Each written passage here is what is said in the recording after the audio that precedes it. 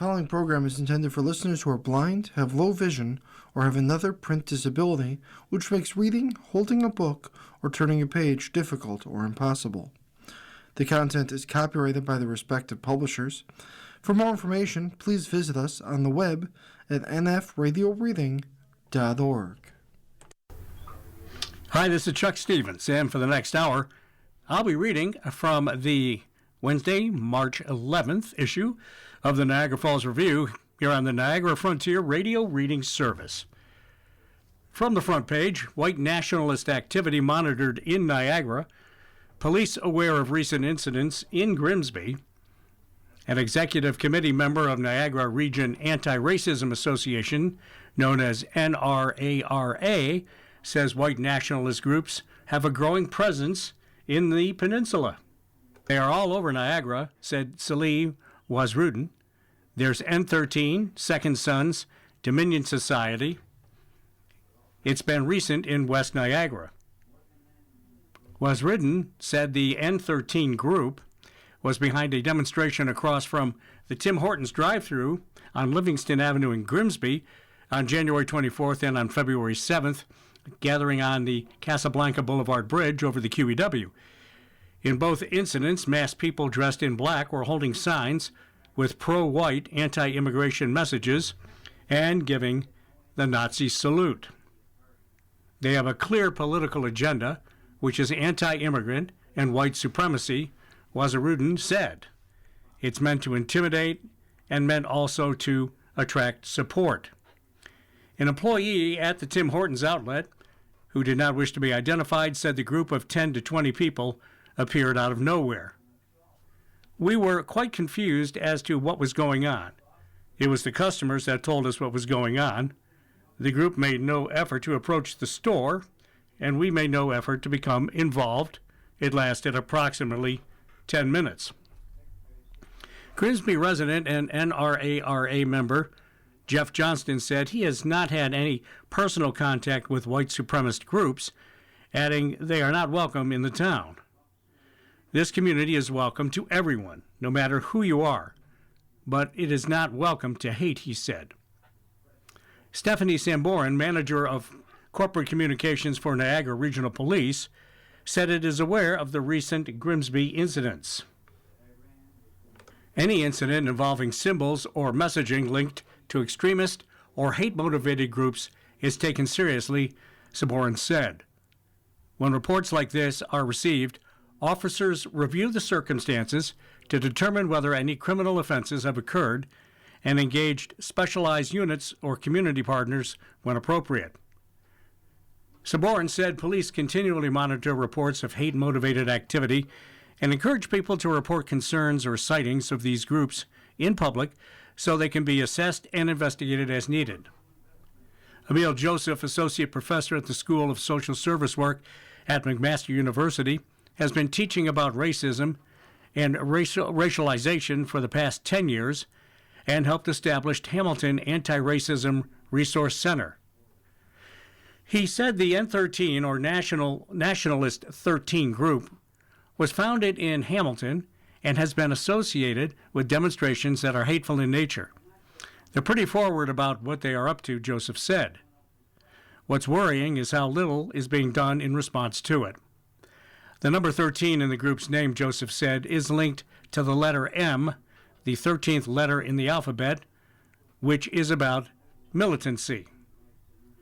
Joseph said white nationalist groups communicate and recruit using lesser-known social media outlets or apps, and they've been strongly influenced by what is happening in the United States.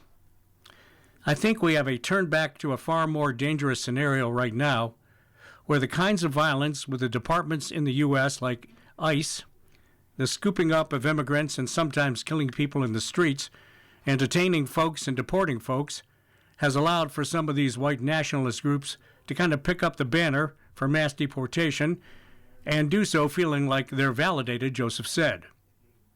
Joseph said much more needs to be done by all levels of government to respond to hate groups and their demonstrations. I definitely think people should be thinking about how much we have been desensitized to this hate, and we should clue into the fact that these groups are militantly organizing in violent and extremist ways, and it needs to be intervened upon before something worse happens, Joseph said. Grimsby Mayor Jeff Jordan said his town is welcoming, diverse, and inclusive community, and that hate or discrimination is not condoned in any form. Actions that seek to divide our community do not reflect the values of our residents, and we remain committed to ensuring Grimsby is a place where everyone feels safe and respected, he said. Hate incidents can be reported to the NRP by calling 905-688-4111. Incidents can also be reported to the Niagara Region Anti-Racism Association via info@nrara.org. Our next article, well, if you've been bothered by gas prices lately, gas prices are expected to drop. An analyst reverses early week warnings of a major spike amid the war in Iran. Wait until Thursday evening before you fill up your tank, even if you have to push your car to the gas station, advises Dan McTeague. That's because despite dire warnings Monday that gas prices could surge by as much as 25 cents a liter by the end of the week, the president of Canadians for Affordable Energy said that the impact of the war the impact of the war in Iran is changing. McTeague said oil was selling for $65 a barrel, but increased to more than $100 per barrel since U.S. and Israeli forces attacked the Middle East country on February 28th. Patrick DeHaan, head of petroleum analysts at GasBuddy, warned on Monday that gas prices across much of Canada could climb another 10 to 25 cents a liter this week, with diesel rising 15 to 30 cents a liter as higher crude costs begin working their way through the supply chain. In just a week, Canadian motorists have seen gasoline prices surge at one of the fastest rates in years after oil prices spiked following U.S. strikes on Iran and the effective closure of the Strait of Hormuz, pushing crude above $100 per barrel for the first time in years, DeHaan said. McTeague, however, said that reports Monday night that the conflict is easing led to a Tuesday morning price drop of more than $10.80 a barrel, and although prices are likely to peak on Wednesday, reaching a high water mark of about $1.61 a liter, he said he expects significant price drop by week's end. We're likely to see a 7 to 8% decrease on Thursday, he said. Right now, with oil dropping $10 per barrel, and I'm in St. Catharines or anywhere in Niagara, I'm going to basically push my car to the gas station if I have to. Do not buy anything until Thursday, and you'll save yourself what amounts to $3 to $4. McTeague said consumers can save more money if they wait until after 6 p.m. to buy fuel, by taking advantage of a tendency among many gas stations to lower their prices throughout the day. That's a pattern that many gas stations use. The people buying in the morning are commuters traveling for business, so they can write it off, but in the afternoon and evening, that's where consumers come in, he said. I save $500 to $600 per year with my family by never buying my gas before 6 p.m. on any given evening. I'm going to save 4 to 6 cents per liter every single time. Good tip. Our next article, it's called Amazing. A $2.3 million training tower opens up. A facility that resembles a castle expected to generate revenue for city while preparing next generation of firefighters. It resembles a medieval castle built along the banks of 12 Mile Creek in St. Catharines.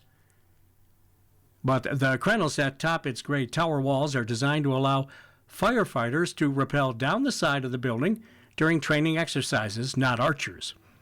And although smoke might often be visible coming from the city's new $2.3 million fire services training tower, it may be from a smoke machine simulating conditions firefighters could find as they respond to emergencies. It's not a dragon. St. Catharines Fire Services Chief Dave Upper laughed while acknowledging the steel-clad building's appearance, but said its design was not an aesthetic choice. Everything is functionality, Upper said after officially opening the training tower during a Monday ceremony. And after nearly a decade of planning for the training tower, since the city's old 43-year-old tower was decommissioned in 2017 due to safety issues, Upper called the new facility amazing. We're just absolutely delighted and thrilled to have this project complete, he said, adding it's just so important to us to have a facility to allow firefighters to safely hone their skills. Upper recalled scouring the city in search of a site for a new training tower, discussing potential sites with St. Lawrence Seaway Management Corporation, Ontario Power Generation, and other groups. But ultimately, we ended up returning to the exact place where this whole thing began. Despite looking like a relic of medieval Europe, Upper said the tower includes the latest technology to help firefighters better respond to emergencies they encounter. The tower, paid for with city funds and a $1 million grant from the Ministry of Labor, Immigration, Training, and Skills Development, has many improvements over the structure that it replaced. Burn rooms on each of the tower's 3 floors, that's where wooden pallets and straw are piled up and set ablaze to simulate the type of fires emergency personnel might encounter, are lined with thermal tiles and equipped with sensors to accurately monitor the temperatures within the building. We can actually see what the temperature of the room is when the firefighters are making entry to make sure the room is not overheated, Upper said. It's equipped with an anchoring system from which ropes can be safely secured when firefighters practice rappelling down the side of the building, and also includes systems to simulate life-threatening conditions, allowing firefighters to safely learn how to survive a possible mishap. That's when we're done our work. We don't have to get back in the truck dirty and contaminated and drive back to the station and then shower up, Upper said. We have shower facilities right here, so staff are able to clean up, shower, and change their clothes. While enhancing firefighter safety has been a goal for the city, Mayor Matt Cisco said the new tower is also an investment that will bring new revenue for the municipality by leasing it to neighboring fire services. Having it in our community saves money on one side, but then other communities aren't necessarily going to be able to afford a facility like this. Being the largest municipality in Niagara, we have the capacity, but it also allows us to offset some of the costs, Cisco said. While renting the facility could bring in about $1,000 a day plus the cost of any municipal staff who would be required to be there, Upper said it also creates opportunity for cooperation and cohesion with other fire services.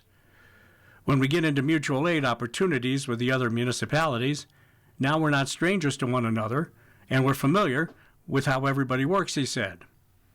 There's a huge teamwork component, and it really helps increase the level of efficiency. It's just a much better way to serve the community. Several local and provincial politicians joined firefighters for a tour of the tower Monday, including Ontario Solicitor General Michael Kersner, who said it's an example of why fire services need to invest in equipment in partnership with provincial and municipal governments. He called it absolutely essential for a firefighter to be trained to confront circumstances that may occur. Kersner said St. Catharines is a growing community with new high-rises, and the training tower will provide firefighters with the training they need to make sure they can respond appropriately. Labor, Immigration, Training, and Skills Development Minister David Pasini toured the tower a week earlier while in an Ontario Professional Firefighters Association education seminar. This is about making sure that the brave people who run toward danger have the best possible preparation before they ever arrive on scene, Pasini said. He said the facility will allow the next generation of firefighters to be trained to National Fire Protection Association standards, which is so important. It's going to have a ripple effect that's going to touch folks in every corner of the region, he said. You're listening to a reading of articles and features from the Niagara Falls Review on the Niagara Frontier Radio Reading Service. If you don't have our app yet for your smartphone, download it in your app store, and it's super easy to use. We know you're going to love it. Oil price could drive up Niagara Food Bank lines. That's the next article. Niagara Food Banks fear a flood of new people will soon seek assistance as grocery prices are expected to rise due to the U.S.-Israeli-led incursion in the Middle East. Gas prices surged nearly 20 cents per liter across the province over the weekend after oil refineries were targeted in Iran and as the bombed country moved to close the Strait of Hormuz in the Persian Gulf, effectively halting about 20% of the world's oil going to market. Village of Hope Niagara Executive Director Cheryl Ketty Scott is worried the small Lincoln Food Bank will see new faces as fuel costs affect everything, particularly the bottom line for families in Niagara. With that, the rising gas prices comes the transportation of food and service. So all these prices are going to go up, she said. All the people just getting by now, they're going to be the ones coming to us for help. Ketty Scott said single-parent households are impacted the most.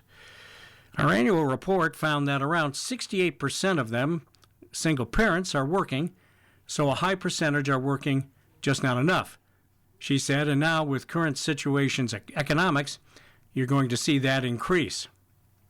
Ketty Scott said the Independent Food Bank has seen the number of people needing support nearly triple since the COVID-19 pandemic. We've gone from helping during the pandemic about 750 people a month. Now we're at probably around 2,100 people a month, which is a huge increase. On a weekly average,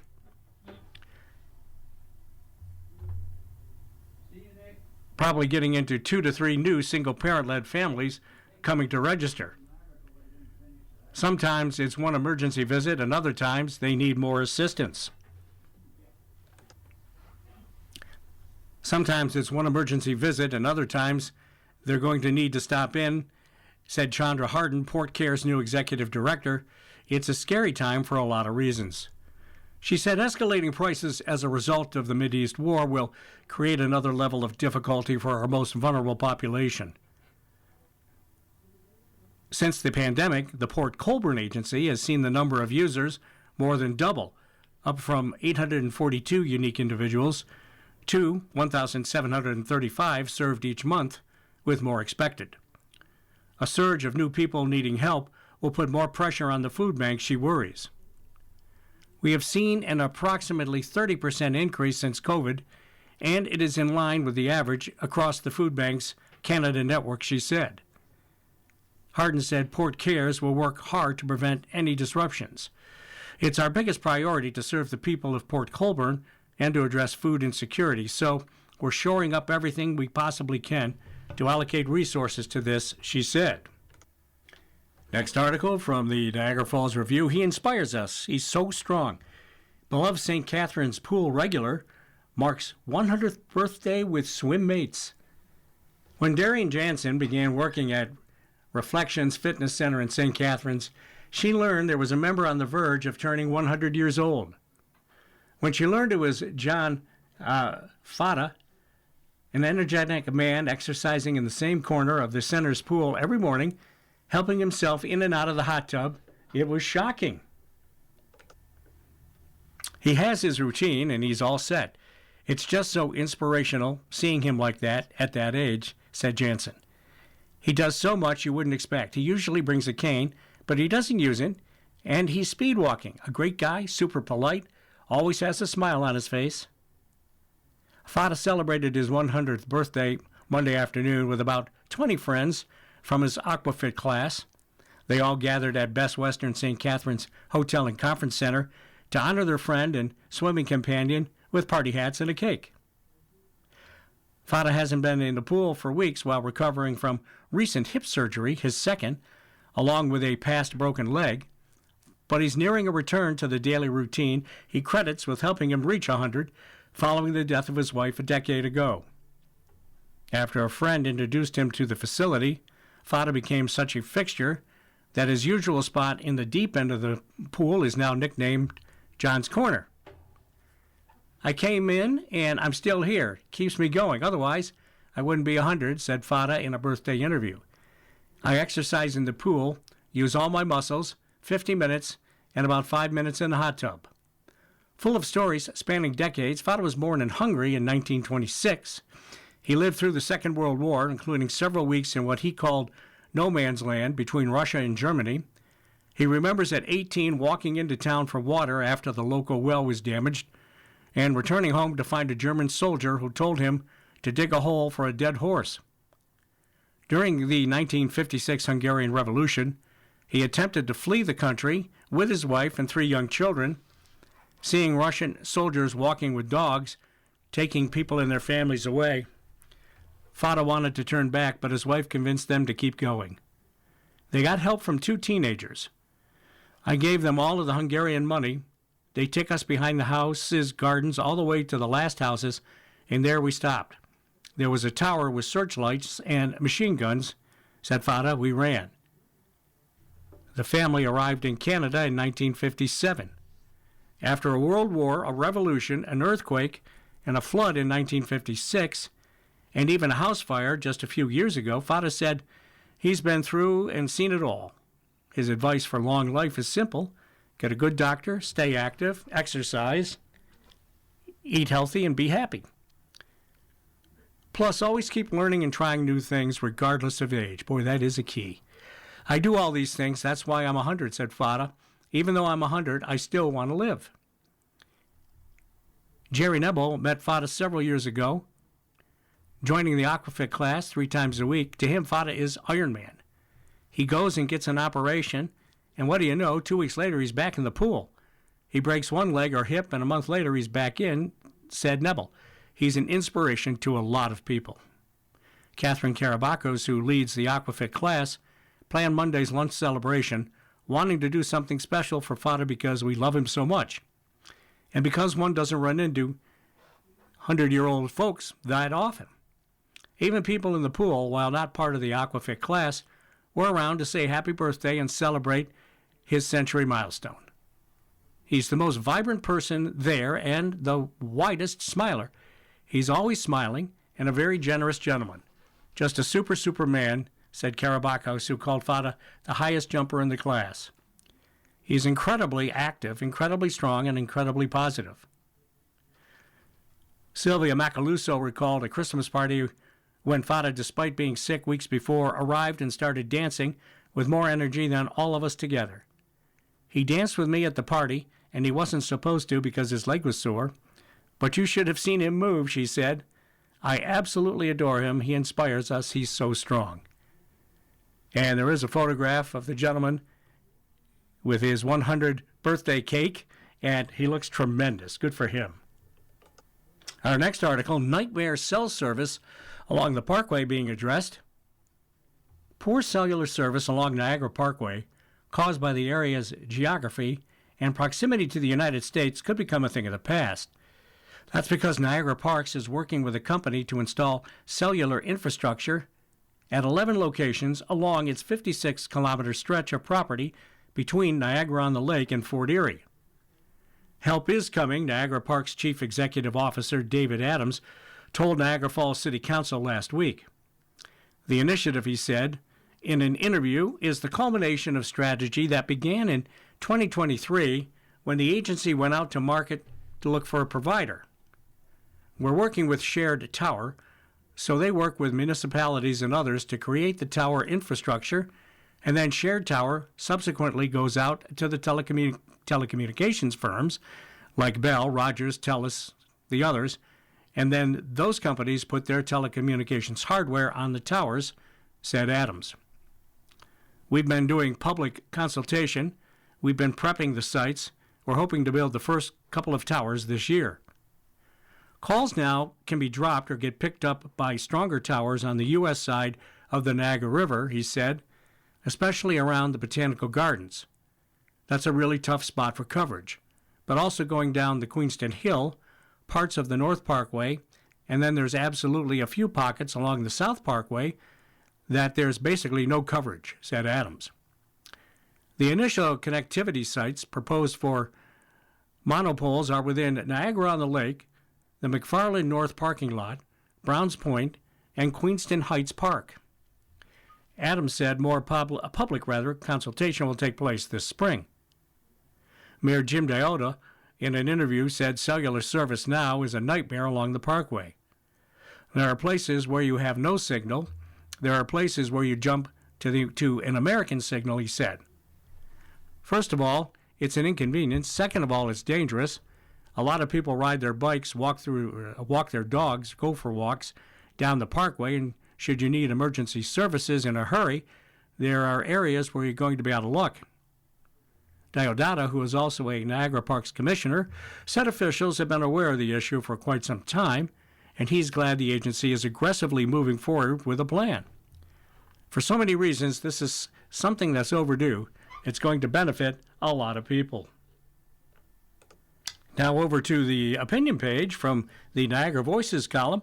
I'm grateful to be here in Niagara. Written by Gail Benjafield. Less than a week after we married in Toronto, my husband and I took a train from Montreal to Boston, where he began his PhD at Brandeis University, and I found work.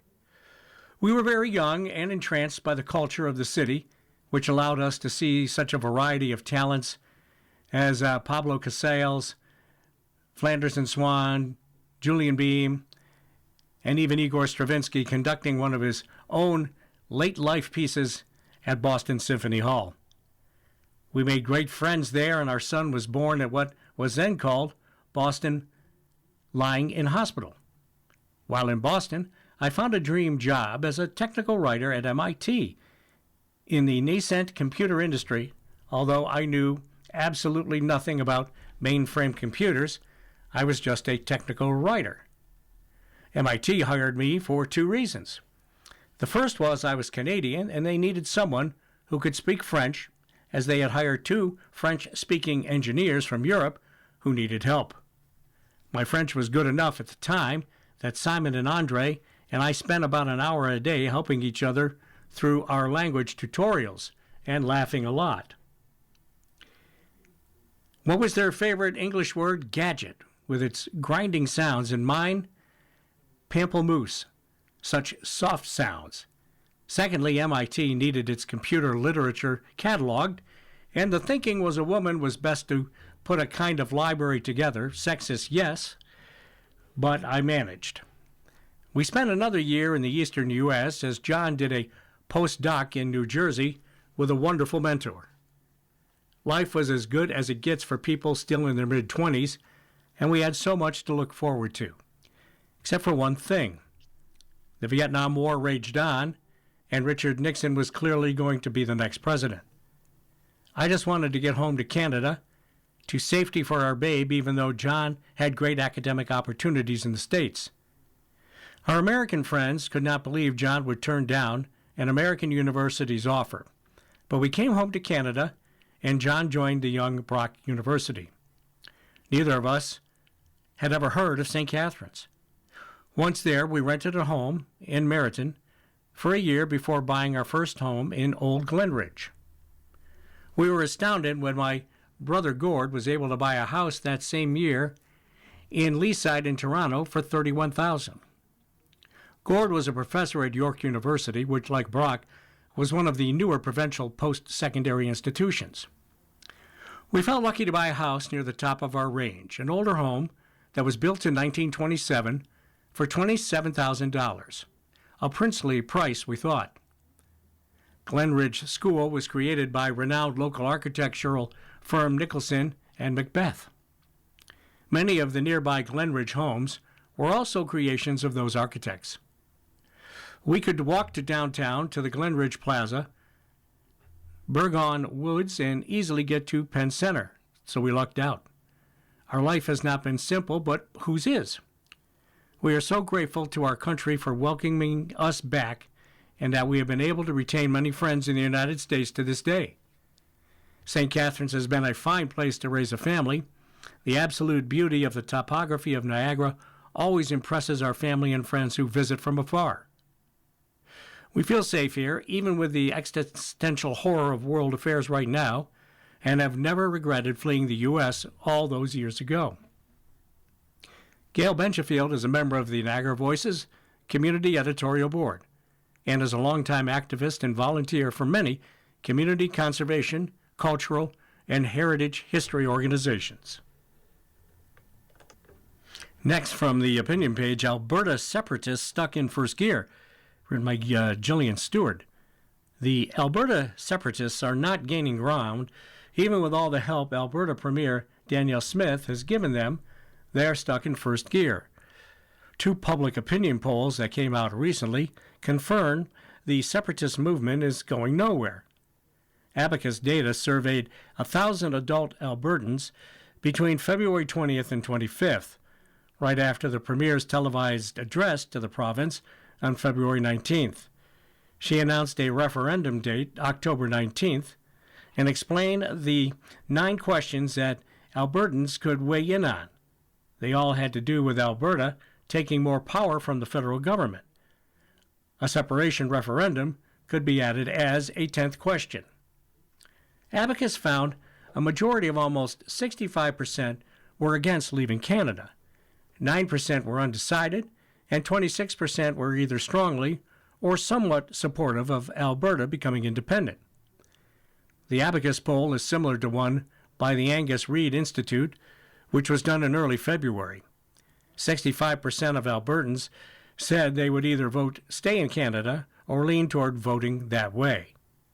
But there's something else that the Abacus survey focused on. It found that a majority of Albertans, 53%, believe Smith would vote to separate from Canada in a referendum. So despite the majority wanting to stay in Canada, they also see the Premier as taking the opposite stand. No wonder she is giving so many breaks to the separatists who are right now collecting signatures that will allow their questions to go to a referendum. She has passed legislation that favors them. She has stopped a court case that would have declared the separation question unconstitutional, and she has refused to say whether she is a separatist. Albertans have obviously caught on, no matter what she says. Not only that, the Abacus survey found independence is way down the list of Albertans' primary concerns. Affordability dominates the public agenda. Nearly 2/3 of Albertans rank the cost of living as a top issue, more than double the proportion who identify independence as a top issue.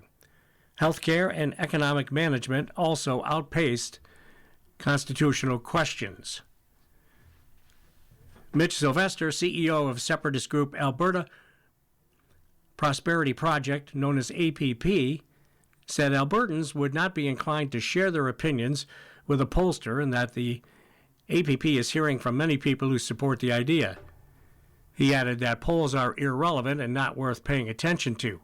So where have we heard that before?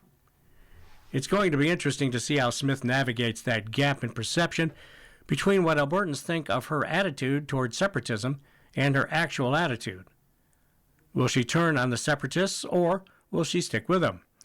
And how will it affect negotiations with the federal government on such things as a new oil pipeline to the northwest coast of British Columbia, the price of carbon, and the carbon capture project? The overwhelming majority of Canadians don't want Alberta to leave Confederation either. According to the recent results of an Angus Reid Institute poll, 79% of Canadians, if they could vote on it, would block Alberta from separating, while 71% said they would block Quebec from leaving. Smith could clearly and unabashedly stand up for Canada and lead the fight against separatism. She could lead the fight against U.S. President Donald Trump's insulting 51st state remarks, but she chooses not to and has been carefully walking a tightrope to satisfy the separatists in her own party. Of course, we haven't been subjected to blasts of government propaganda that are surely to accompany the drive to the referendum in the fall. We can only hope Albertans ignore it and keep to their Canadian ways. Gillian Stewart is a Calgary-based freelance columnist. You're listening to a reading of articles and features from the Niagara Falls Review on the Niagara Frontier Radio Reading Service. So, new Niagara Parks chair wants more GO trains to Niagara. Getting more GO trains to Niagara, especially during peak summer season, is something that new Niagara Parks Commission Chair Graham Caveny is pushing for. That is one of my goals, to work with the province to see how we can do that, and obviously working with the city of Niagara Falls and Niagara Region 2, because we're all working at this together, he said. It's likely to be a busy summer in the city, especially with Niagara expected to benefit from Toronto hosting some FIFA World Cup matches. To celebrate Canada as one of the host nations, along with the United States and Mexico, Niagara Parks will turn the front lawn of Queen Victoria Place into a fan zone by Horseshoe Falls. The outdoor area will feature a licensed covered patio with a stage, large viewing screens, and a mobile kitchen. Green space will feature themed activities and programs for children and families. Events will continue after the tournament with concerts and programs through Labor Day. Niagara Parks announced last week Coveney, a St. Catharines resident, will succeed Bob Gale, who had been commission chair until his appointment at Niagara Region Chair last December. Coveney had been Niagara Parks vice chair since January 2024 and served as a commissioner from 2019 through 2022. He has worked as a financial planner for more than 32 years and was a former public member, counsel of the College of Optometrists, and a community member of Canada Pension Review Tribunal. Coveney said there are many exciting things ahead for Niagara Parks, which manages 56 kilometers of scenic parkway and 1,325 hectares of land along the Niagara River corridor between Niagara-on-the-Lake and Fort Erie. Among those things is helping to implement the province's multi-billion-dollar Destination Niagara strategy. One of the strategy's pillars is developing new attractions and visitor experiences, such as transforming the former Toronto Power Generating Station that overlooks the falls into a 5-star boutique hotel with other amenities. Coveney said Niagara Parks will be a major player in helping the province double annual visitation, extend lengths of stay, raise the destination's global profile, and attract private investment. Premier Doug Ford announced the strategy during a December stop in Niagara Falls at Niagara Park's newest attraction, Niagara Takes Flight. The $25 million flying theater experience at Table Rock Center opened late last August and has exceeded expectations, said Coveney. It's just taken off, and I just want to encourage people to come and check it out. It's just a phenomenal way to experience Niagara by flight. He said Niagara Parks officials also would like to remind people the agency is self-funded and does not get tax dollars from the province. While continually trying to boost tourism, he said, Niagara Parks is equally invested in environmental stewardship. He said his private sector experience will help him in his new role, but it is the pride of being a Niagara resident that makes the new post extra special. The Niagara Parks is such a big part of our community. We're one of Niagara's largest employers. In the peak summer, we employ close to 2,000 people, he said. Just living in this region, seeing the 56-kilometer stretch the Niagara Parks takes up and how it just impacts our community and what it offers to our community and the province and even the rest of the world. Niagara Falls Mayor Jim Deodato, who's also a Niagara Parks Commissioner, said the province made a wise choice by moving Coveney up to chair from vice chair. He's really involved in community. He's there for the right reasons, said Deodato. He's always accessible, he's all in, committed and fully engaged, and that's exactly what you want for your chair. Let's check in to Canada and the World section. More than 7,000 Canadians flee region. Ottawa will continue to provide options for Canadians who wish to leave. Foreign Affairs Minister Anita Anand says more than 7,000 Canadians have left the Middle East since the latest conflict began. Anand told reporters Tuesday that includes more than 4,300 Canadians, permanent residents, and their relatives who have returned to Canada between March 4th and March 8th, using both direct and indirect routes. We will continue to provide options for Canadians who wish to leave the region, the minister said. While we encourage Canadians to leave the region through commercial means, we will continue to offer support through block bookings, through charter flights if demand warrants, as well as through bus routes. Global Affairs Canada says 871 people have left the region for a safe third country such as Turkey. As of Sunday, less than 5% of the nearly 110,000 Canadians registered in the region had sought help to leave. Canada will never participate in the Iran offensive, Carney says. Prime Minister Mark Carney told MPs in the House of Commons on Tuesday that Canada is not involved in the U.S.-Israeli war on Iran and will never participate in it. The Prime Minister changed his schedule to attend Tuesday's question period after being criticized for not answering to parliamentarians about Canada's position on the war in Iran. Bloc Quebec leader Yves-François Blanchet criticized Carney for traveling the globe like Marco Polo. Blanchet called on Carney to share with parliamentarians his vision for the Middle East. Canada's stance is clear. Canada supports the necessity to prevent Iran's nuclear program and the export of terrorism, Carney said. Canada is not participating in the United States and Israeli offensive and will never participate in it. Next article, Toronto police investigating after U.S. consulate was hit by gunfire. Police search for 2 suspects and no injuries reported. The shooting at the United States consulate in Toronto on Tuesday was condemned by Canadian officials as an act of intimidation. As police searched for 2 suspects, they say opened fire on the building. No injuries were reported after police say 2 people pulled up in front of the downtown consulate in a white Honda CR-V around 4:30 a.m. and shot at the building with a handgun before fleeing the scene.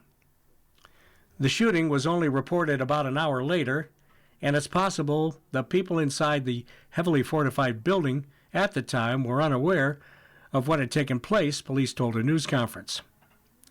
Police said it was too early to say whether the shooting was connected to the U.S.-Israeli war with Iran, but say security would be increased at Israeli and American embassies and consulates in both Toronto and Ottawa. The shooting is being treated as a national security incident. Chief Superintendent Chris Leather with an Ontario RCMP said, and the Mounties Integrated National Security Enforcement Team is involved in the investigation.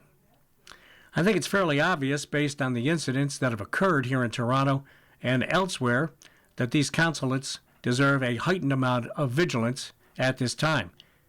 In hopes we can take the temperature down in the coming days and weeks, he said.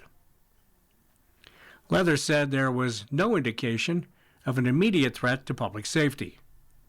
Evidence markers were visible Tuesday morning outside the consulate as officers surveyed the scene at University Avenue and Queen Street West. Investigators pointed at what appeared to be a bullet-sized dent on the door, and a police officer photographed an impact mark on an exterior stone wall. A police forensic identification van was parked nearby. Premier Doug Ford called the shooting an unacceptable act of violence and intimidation. He also denounced the shootings at 2 Toronto area synagogues last week. I have all the confidence in the world that they're going to catch these criminals and they're going to be accountable and they're going to face the full extent of the law, he said. Prime Minister Mark Carney said the shots fired at the consulate were a reprehensible act of violence and expressed relief that no one was injured. The RCMP and federal agencies will devote all needed resources to support the Toronto Police Service in their investigation and to ensure that the perpetrators of these violent acts are identified and brought to the full extent of justice, Carney wrote in a social media post. U.S. Ambassador to Canada Pete Hoekstra wrote in a social media post that his team is in close contact with Toronto police and Canadian authorities, and we have full confidence in their investigation. Next up from Canada and the World page, from the Niagara Falls Review, the federal funding to help Ontario workers hit by tariffs. The federal government will spend $228.8 million over the next 3 years to help Ontario workers in industries hit hard by U.S. tariffs, acquire new skills, and adapt to the trade war disruption. The new Canada-Ontario Workforce Tariff Response will support workers and job seekers in the province's softwood lumber, steel, and automotive industries, areas still facing steep sectorial tariffs from the United States. This is really about trying to ensure that the skills training lines up with what the market needs, Federal Job Minister Patty Hajdusz told reporters on Parliament Hill on Tuesday. Ottawa estimates the funding will allow 27,000 people to access training or other supports through existing provincial programs and Skills Advanced Ontario, a new program aimed at tariff-affected workers. The federal government announced similar plans last week to spend $70.4 million over 3 years to support workers in British Columbia facing tariff impacts. Hajdu said the federal government is in the process of signing such agreements with every province and territory. Ontario already has a standing agreement with the federal government to receive roughly $925 million annually for skills training and other employment supports. Hajdu said the new funding recognizes the tariff disruption has changed the types of work that are in demand in Ontario. She said Ontario's unemployment rate of 7.3%, higher than the national level of 6.5%, is a red flag for the province's economy. Both the Ontario and national jobless rates fell in January, as Statistics Canada said fewer people were searching for work. Hajdu said the federal government is working with Sault Ste. Marie, Ontario-based Algoma Steel and the union to support workers. Algoma announced in December it would lay off 1,000 people. You're listening to a reading of articles and features from the Niagara Falls Review on the Niagara Frontier Radio Reading Service. Chuck Stevens, your reader, thank you for joining us. Our next article, Ottawa drops TikTok ban with conditions. Ottawa says it will allow TikTok to continue operating in Canada after receiving more security guarantees from the social media company to protect Canadians' data. The federal government banned TikTok from operating and maintaining a physical presence in Canada in 2024. Ottawa recently asked the federal court to set aside the order to permit another review. Privacy and safety concerns have been raised about TikTok and its China-based parent company, ByteDance Limited, because of Chinese national security laws that compel organizations in that country to assist with intelligence gathering. The decision to set aside the shutdown order came shortly after Prime Minister Mark Carney visited China and secured a deal to get Beijing to lower agricultural tariffs in exchange for new market access for Chinese electric vehicles. Industry Minister Melanie Joly said Monday in a media statement the decision to let TikTok remain in Canada hinges on several conditions, aligned with a similar approach taken by the European Union. Joly said TikTok will implement stronger protections for Canadians' personal information, including new security gateways and privacy-enhanced technologies, to reduce the risk of unauthorized or prohibited access to Canadians' data. An independent third-party monitor will be appointed to audit and continuously verify data access controls, Joly added. In addition, TikTok will implement enhanced protections for minors consistent with the findings and recommendations of the Federal Privacy Commissioner and 3 provincial privacy watchdogs, she said. Ottawa's previous decision did not extend to banning Canadian users from downloading and using the popular social media app. In February of 2023, however, the government banned use of the TikTok app on federal government-issued mobile devices. Mohammed Kamal, a spokesperson for Treasury Board President Shafqat Ali, said Tuesday the government regularly reviews measures to protect the security of its networks and data. The existing restrictions on the use of TikTok on government devices remains in place, he said in an email. In our next article, Ontario to table the budget March 26.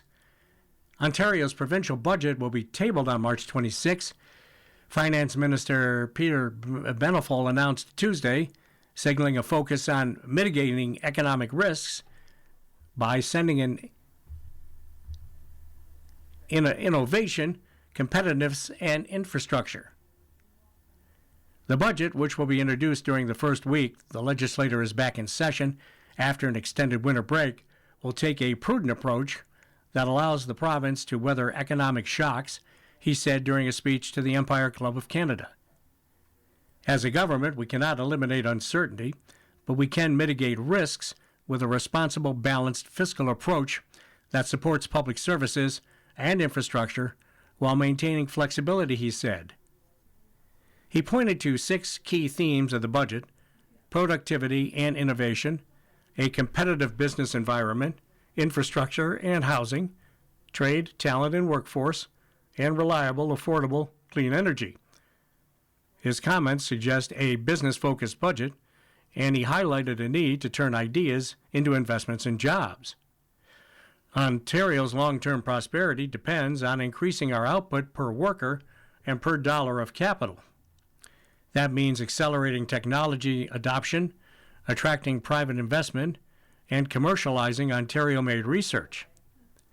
On talent and workforce, he touted a recently announced $6.4 billion over 4 years for colleges and universities. That announcement, however, also came with a reduction in the amount of grants students can receive.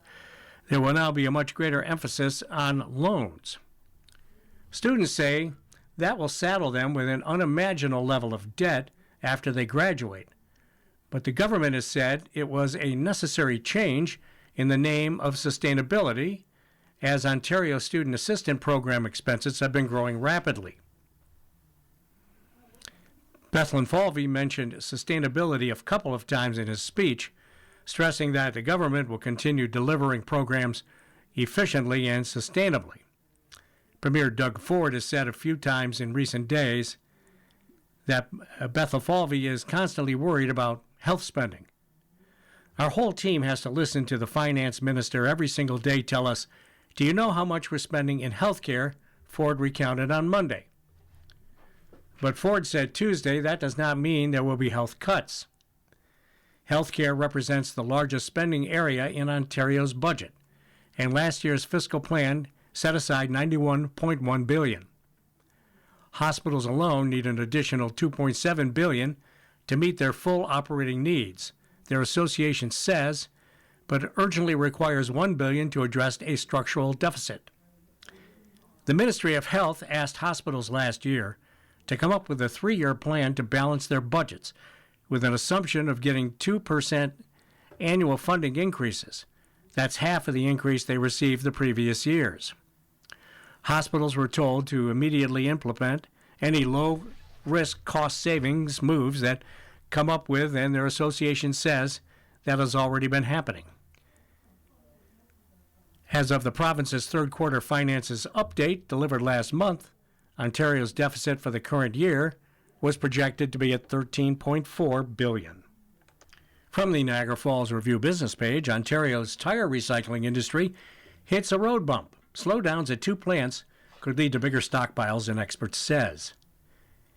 The tire recycling industry in Ontario is facing another crisis after E-Trax, an organization that controls the majority of tire recycling in the province, cut tire processing this month by about 50% at one of the province's biggest recycling plants. Critics say the cutback is another indication that Ontario's once robust tire recycling industry has been severely disrupted by a provincial reduction in recycling targets, resulting in stockpiles containing hundreds of thousands of tires at 2 sites. The stockpiles came after tire recyclers reached the lowered target before the end of 2025 and slowed or stopped processing tires. This raises serious concerns about potential new backlogs across Ontario, particularly as we are only weeks away from the spring tire changeover season, said Adam Moffat, Executive Director of the Ontario Tire Dealers Association. We saw similar conditions last September ahead of the winter tire season, which ultimately resulted in widespread stockpiling and tire backlogs across the province. The province lowered the recycling target in December of 2024 from an 85% collection and management rate to a 65% management rate for the years 2025 to 2029. Moffat said the disruption in the industry is continuing to threaten the viability of tire haulers and processors and could lead to more stockpiling, an environmental hazard that prompted the provincial government to start a recycling program in the first place. A second processor, whom Moffat didn't name, also received a serious quota cutback for the month of March. E-Trax, however, said it reduced the quota for the Brantford rubber recycling plant, named CRM, because the facility is more expensive than others, and E-Trax needs to save money as it continues to clear the stockpiles. The organization, which manages recycling for about 70% of the producers in Ontario, including big names like Bridgestone, Goodyear, and Michelin, said that it continues to collect tires and send them to other plants. The expense to collect and manage the 2025 surplus has added costs for E-Trax that are being managed to ensure collection continues through to the end of the year, Melissa Carlaw, E-Trax Vice President of Communications and Sustainability, said in an email, adding that she blames the province's regulatory change for the current state of the industry. Carlaw said that E-Trax processing 85% of the tires that its producers sell on the Ontario market, which was the target before the Ford government lowered it to 65% in December of 2024. But with a surplus of tires from 2025 still not processed, Moffat said the slowdown at CRM and the other unnamed plant could impact tire processing for the remainder of the year. The Ministry of the Environment, Conservation and Parks said in an email that it expects producers and producer responsibility organizations to continue to manage all end-of-life tires as they become available. E-Trax is one of 5 PROs in the province that manage recycling on behalf of tire manufacturers and other companies that sell products with tires, collectively referred to as producers. The PROs are part of a provincial framework called Individual Producer Responsibility, or IPR, which makes tire producers entirely responsible for recycling. The purpose of IPR is to stimulate competition and innovation, thereby ensuring the creation of end markets for recycled tires. Sina Varamini, the general manager of CRM, said his plant is a high-resource recovery facility that extracts rubber, steel, and other materials from tires. The rubber is processed into varying sizes of crumb that can be used in a number of products, including rubberized asphalt, sports fields, and rubber molded products. I've seen some of those in sport fields. It's really amazing. When processing costs are viewed on an aggregated basis across these material end markets, CRM Brantford stands among the most efficient and cost-efficient tire recycling operations in Ontario.